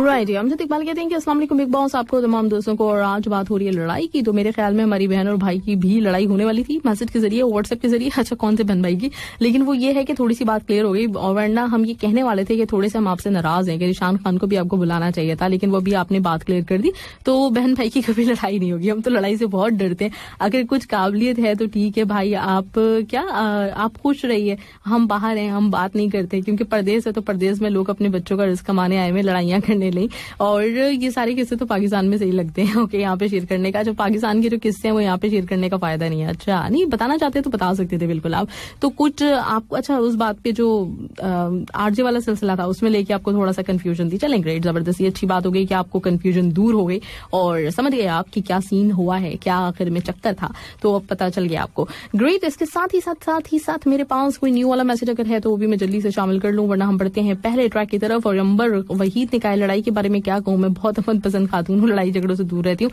आपका वीकेंड कैसा गुजरा? अल्हम्दुलिल्लाह बिल्कुल ठीक ठाक, लेकिन वही अंबर वहीद, लड़ाई झगड़ों में बेसिकली कोई भी नहीं पड़ना चाहता। लेकिन अभी जो बड़ी अच्छी बात करके गए इब्राहिम, वो ये कि आप जिंदगी में बहुत दफा ऐसा होता है कि आप बुली हो रहे होते हैं, लोग आपका मजाक बना रहे होते हैं किसी भी चीज पे, क्योंकि ये हमेशा से कुदरत का कानून रहा है ना। मतलब हमेशा ये होता है कि जुल्म और मजलूम हर मतलब एक जगह पे आपको मिलेंगे, कोई जुल्म करता है तभी तो कोई मजलूम होता है। ऐसा पॉसिबल नहीं है कि हर बंदा मजलूम हो और या फिर ये कि हर बंदा जालिम हो, तो ये चीजें चलती रहती हैं। लेकिन कहीं पे भी अगर आपके साथ ऐसा हो रहा हो ना, जहां पे आपको लग रहा हो कि लोग आपका मजाक बना रहे हैं, आपको बुली कर रहे हैं, गैर जरूरी तौर पे तंग कर रहे हैं, तो वहां पे अमन पसंद रहना जो है ना, मेरे हिसाब से ये एक बुरी बात है। मतलब अगर आप ये कहें कि मैं कुछ भी नहीं कहती, कोई मुझे कितना ही कुछ कह ले, मैं तो सर झुका के सुन लेती हूँ, तो ये पहली बात ये कि मैंने जो नोट की है बहुत सारे लोगों से जो बात की, मेंबर आपको नहीं कह रही, लेकिन मैं बहुत सारे लोगों की ऐसे लोगों को जानती हूँ जो ये कह रहे होते हैं कि हम कभी नहीं लड़ते, हम तो हर किसी की सुन लेते लेते हैं, जो हमें जैसे कहता है हम उसके सामने सर झुका लेते हैं. और बेसिकली वो लोग जो है ना वाकई नहीं लड़ते, वो लोग पॉलिटिक्स करते हैं. वो इधर उधर की बातें कर रहे होते हैं, दूसरों को लड़वा रहे होते हैं, खुद नहीं लड़ते. खुद उनको मतलब बिल्कुल कोई शौक नहीं होता इस चीज में आने का, लेकिन वो दूसरों के फड्डे कराने में माहिर होते हैं ऐसे लोग. मतलब वो क्या कहना चाहिए, जलती हुई पे माचिस लगाना या इस तरह का कुछ भी जो मुहावरा है वो मतलब होता है उनके साथ ना, ये वाला सीन होता है. तो ऐसा पॉसिबल हो नहीं सकता. लेकिन एक तरफ वो लोग होते हैं जिनको गुस्सा आता है. जैसे मैं अगर अपनी बात करूं तो मुझे गुस्सा आता है और मुझे इसके ऊपर कोई किसी किस्म का रिग्रेट नहीं है, मुझे शर्मिंदगी नहीं है इस बात पे. मैं समझती हूँ कि हर जी शऊर बंदे को गलत बात के ऊपर गुस्सा आता है और आना चाहिए. अब ये है कि वो बहुत ज्यादा नहीं होना चाहिए, उसको कंट्रोल आपको कर लेना चाहिए. लेकिन अगर सिरे से बोला जाए कि नहीं भाई हमें तो गुस्सा ही नहीं आता, हमारा तो कभी किसी से मतलब इख्तलाफात ही नहीं हुए, तो पॉसिबल हो ही नहीं सकता. इस दुनिया में किसी ना किसी से कभी ना कभी इख्तलाफ होता है, और जो स्ट्रेट फॉरवर्ड होता है, जो सच बोलता है, वो बोल देता है कि हाँ हुआ है. मतलब इस बात में कोई ऐसी बुरी बात नहीं अगर आप समझे इस चीज को. हर चीज का म्याना रवि बैलेंस में रखना जरूरी होता है, लेकिन जज्बात आपके हर तरह के आते जाते हैं, वो जज्बात उनको मतलब एक्सेप्ट करना चाहिए. तो मैं ये समझती हूँ करना चाहिए आपको. चलिए जी, तो नेक्स्ट ट्रैक मेरे पास, नेक्स्ट जो कहना चाहिए फर्स्ट ट्रैक है म्यूजिक ऑन डिमांड का, वो है ये वाला म्यूजिक ऑन डिमांड. एक ट्रैक आ जाता है भंगड़ा पाले, ये बंधन तो फला फला, तो आज भी आपके लिए ये बंधन तो आ गया है. ये बंधन तो प्यार का बंधन है और हम सब लोग बहुत ही प्यारे प्यारे स्वीट स्वीट इंतहाई मीठे लोग हैं.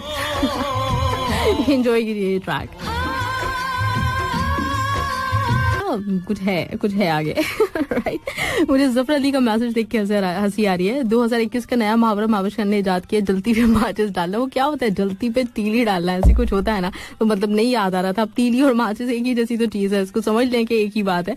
राइट. इसके साथ अफरोज टकवा ने मुझे मोस्ट वेलकम बैक गाया म्यूजिक ऑन डिमांड में. Thank you. संदीप कहते हैं कि ये क्या है बताइए मैडम जी, आपने क्या सफर किया है कभी इसमें? टांगा है ना, टांगा होता है, जो कुछ भी होता है. हाँ, ये मैंने ना एक दफा मतलब हमारे क्या होता है, मेरी एक खाला रहा करती थी एक जगह पे, वो थोड़ा सा वो ओल्ड कराची वाला जो एरिया होता है ना वहां पे, तो वहां पे मैंने किया है कुछ. मुझे बिल्कुल बचपन में याद पड़ता है कि मैं बैठी हूँ टांगे में, अगर ये टांगा ही है तो. और हाँ, फिर एक दफा मोइंजोदड़ो जब हम गए थे ना, तो वहां पे भी बैठे थे टांगे पे. तो ये है दो जो है, टांगा नहीं होता, मुझे पता है तांगा होता है, तांगा काफी तांगा जाता है. शेख रुस्तम कहते हैं अस्सलाम वालेकुम rock star ma'am, super song. और कहाँ चले गए आप लोगों के मैसेजेस, ये मेरे साथ ही क्यों होता है आखिर? मैं मैसेजेस देख रही होती हूँ, मैसेजेस इधर उधर चले आते हैं. चलिए थोड़ी देर में फिर आपके शामिल कर देंगे. नेक्स्ट ट्रैक जब तक चला देते हैं, और आप लोग मैसेजेस मुझे कर रहे हैं, म्यूजिक ऑन डिमांड के बारे में बता रहे हैं, तो ग्रेट, जबरदस्त, बताते रहिए, मैं आपके मैसेज शामिल करती रहती हूँ.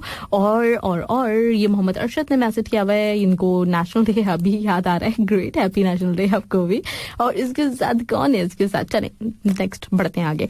नेक्स्ट ट्रैक आपके लिए प्ले करते हैं, और नेक्स्ट ट्रैक है मेरे पास ये वाला. और ये वाला किसकी रिक्वेस्ट पे है मैं आपको बताती हूँ, तेरी आंखों में.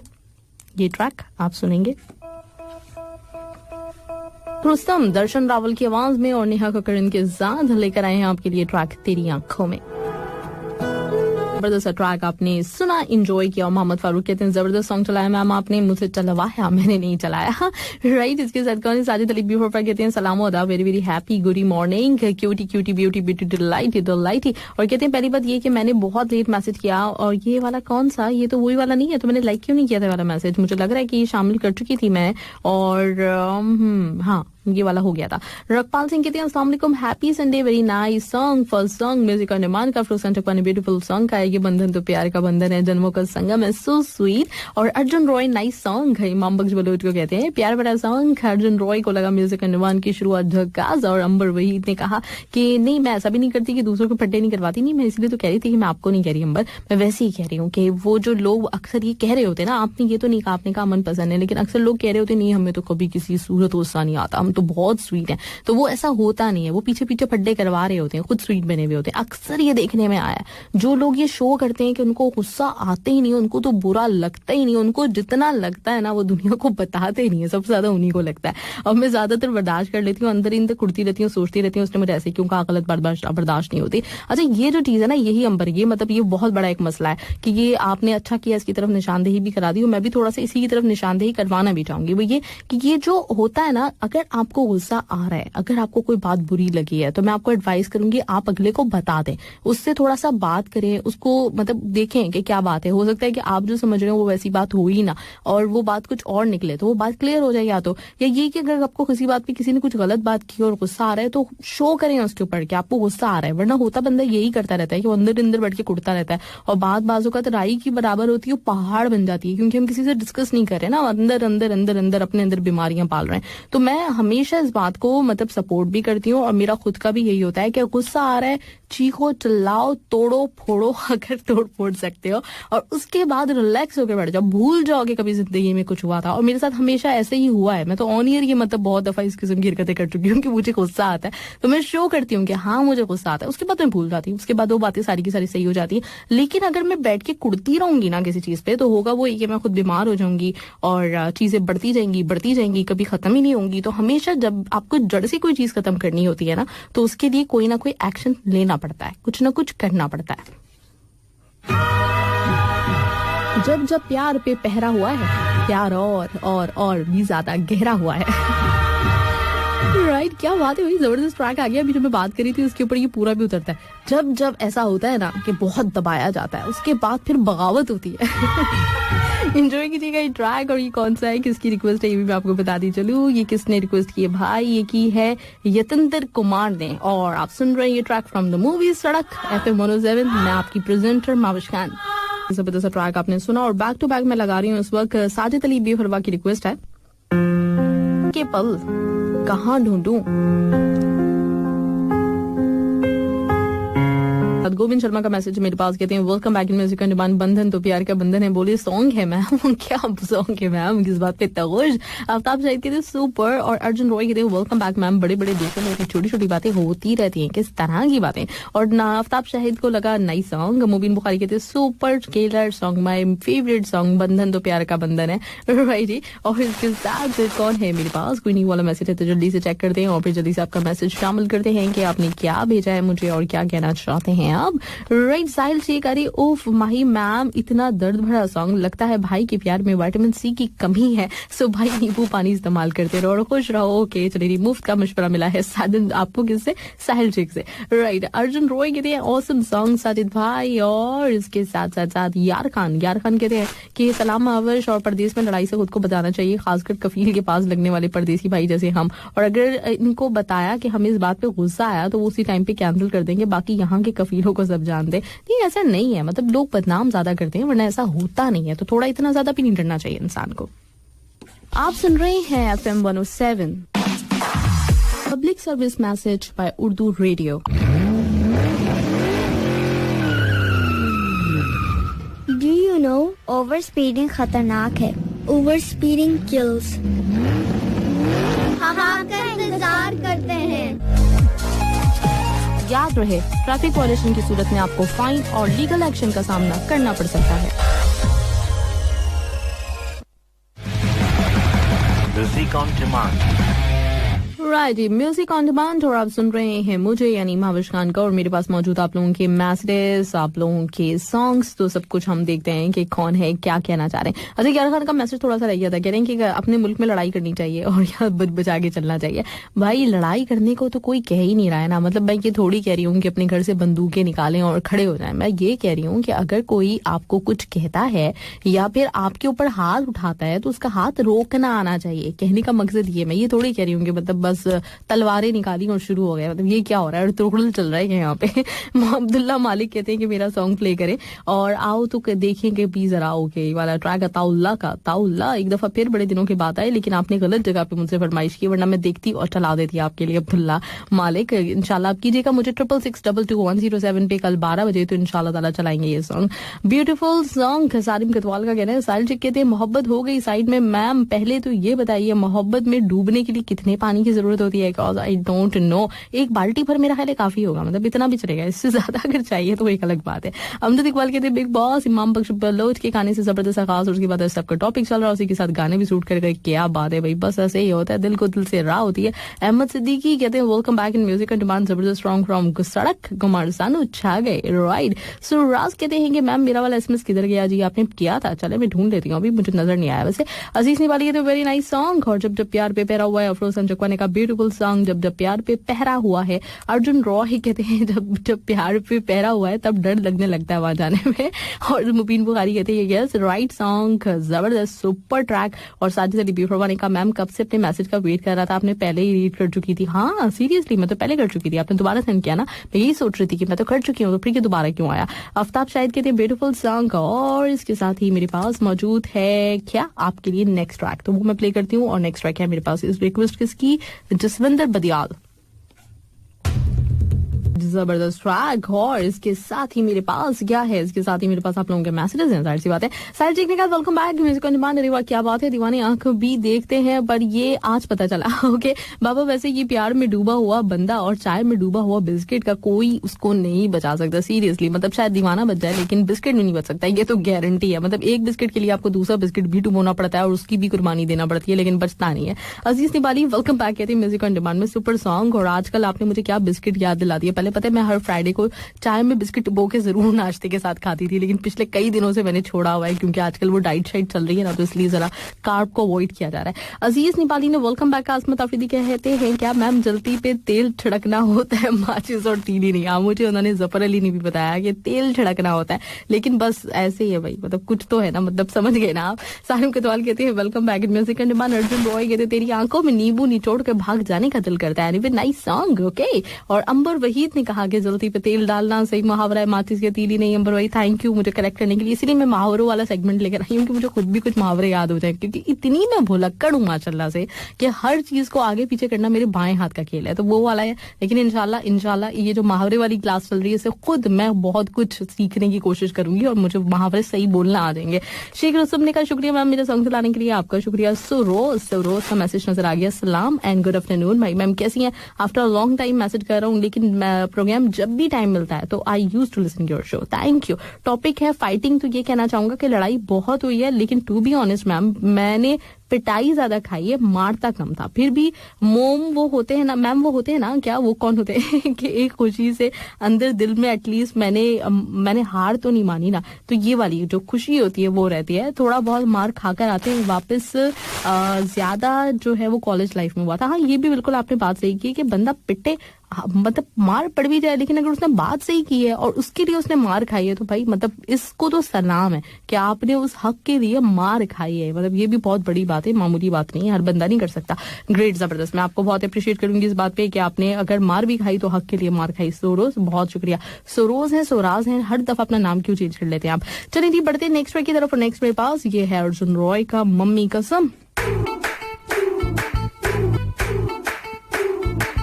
ये ट्रैक आप सुन रहे थे कूली नंबर 1 से, और मैंने भी पिछले दिनों भी बताया था कूली नंबर 1 मैंने अब जाके देखी है, लेकिन अच्छी मूवी है, जबरदस्त, ग्रेट। गोविंदा तो हमेशा मतलब किसी भी फिल्म में आ जाए रॉक करते ही है, तो जबरदस्त। रफीउ जमान सानी ने वेलकम टू द शो कहा हुआ था। अच्छा असमत अफरीदी का, और मुझे कुछ मैसेजेस जो है ना पुराने वाले नजर आए तो वो मैंने कहा वो भी शामिल कर दूं। अस्सलाम वालेकुम कहा इन्होंने, good afternoon, welcome in delight show, कैसी हैं आप मैम, तमाम दोस्तों को सलाम। और टॉपिक आज का काफी लड़ाका वाला है, देखते हैं कि कौन सबसे ज्यादा झगड़ालू है।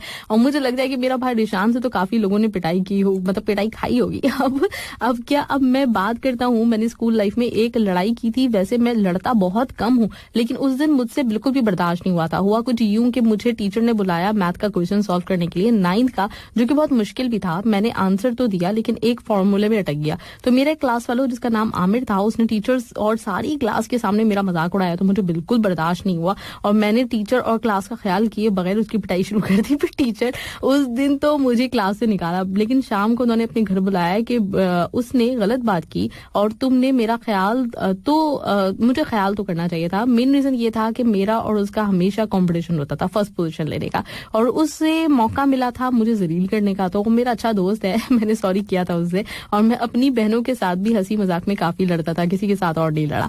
ग्रेट, लेकिन होता है मतलब कहीं ना कहीं आपका ये जो गुस्सा वगैरह होता है ना, कभी कभी निकल जाता है। जैसे मैंने भी आपसे कहा कि यूनिवर्सिटी के वक्त में मुझे याद है कि मैंने उस बेचारी एनी की, फिर मैंने उससे सॉरी भी की। अच्छी चीज ये है, आपने भी जैसे कहा कि जब आपको अपनी गलती का एहसास हो जाए ना, तो ये मान लेने में कोई मुजायका नहीं होता कि आप गलत हैं, और गलत के वक्त अगर आप ये मान के कह देते हैं किसी से सॉरी, तो यकीन कीजिए कि आपका कद बड़ा हो जाता है। तो इस चीज को कभी भी मतलब मैं ये समझती हूँ, अक्सर लोग जो कह रहे होते हैं हमने कभी गलत नहीं किया, वो वाकई गलत होते हैं। सही वो होता है जो मानता है कि हमसे हाँ गलत हुआ और वो उसको एक्सेप्ट करके अपने आप को सुधारने की कोशिश करता है। तो ये है एक फैक्ट। चलिए ग्रेट, जबरदस्त। और इसके साथ आपने कहा सबसे पहले ये वाला मैं शामिल कर चुकी थी, मुझे लगा था यही वाला आपने पहले मैसेज भेजा है असमत, लेकिन आपका वो वाला था। ग्रेट, मैंने अच्छा वो पढ़ लिया क्योंकि बड़ा मजेदार मैसेज है आपका। अहमद सिद्दीकी ने कहा सलाम to you ma'am and all friends, happy Sunday, have a great day to everyone. Program delight के साथ वालेकुम सलाम एंड वेलकम। और इनका मैसेज भी काफी पुराना है, अनवर अहमद सिद्दीकी का। कहते हैं उम्मीद है कि सब लोग खैर खैरियत से होंगे, नेशनल डे को अच्छे से एंजॉय किया होगा। मैंने भी जबरदस्त तरीके से एंजॉय किया, और पिछले कुछ महीनों से मैंने नींद को परेशान कर रखा था, अब नींद मुझे परेशान कर रही है। जब भी आंख बंद करने की कोशिश करता हूँ तो फौरन से नींद अपने आप क्या गिरफ्त में ले रही है। काफी लेट हो गया अक्सर आकर अब मैं जागा हूँ, वर्क स्टार्ट किया और जब रेडियो ऑन किया तो फड्डे लफड़े कुछ इस तरह की बातें सुनकर और मैं परेशान हो गया, क्योंकि इस तरह की चीजों से मैं बहुत दूर रहता हूँ। ये भी अंबर वहीद के भाई एक और आए और कहते हैं आज के टॉपिक को सुन के स्कूल की बातें याद आ गई। एक मरतबा 2002 में दोस्त की वजह से बहुत बड़ा फड्डा हो गया था। 2 ग्रुप में स्टूडेंट हो गए थे और क्या हुआ था, इतना बड़ा फड्डा हुआ था कि कोई सोच भी नहीं सकता। 1 महीने तक स्कूल बंद हो गया था, फिर उसके बाद से आज तक कोई दूसरा फड्डा नहीं हुआ अल्हम्दुलिल्लाह। 1 महीने तक स्कूल बंद हो गया, ऐसा फड्डा हुआ। तो ऐसे तो वाकई नहीं होने चाहिए, ये तो अच्छा ही हुआ कि फिर दोबारा नहीं हुआ। चलिए जी नेक्स्ट ट्रैक मेरे पास, और वो है ये वाला।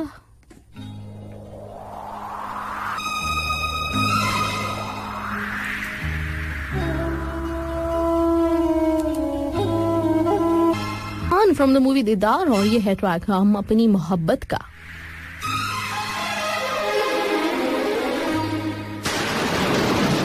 देंगे, फैसला हो गया ये। सुनील कुमार ने thank you so much guys. Please WhatsApp पे मैंने आपको सॉन्ग की रिक्वेस्ट की कि सुनील कुमार या तो आपने 11:59 पे रिक्वेस्ट की या फिर आपने 12:01 पे रिक्वेस्ट की, क्योंकि जितने 12 बजे वाले हैं सारे के सारे मैं चला रही हूँ, तो उसमें तो आज आपका सुनील नहीं था, थोड़ा सा कहीं इधर उधर हो गया होगा।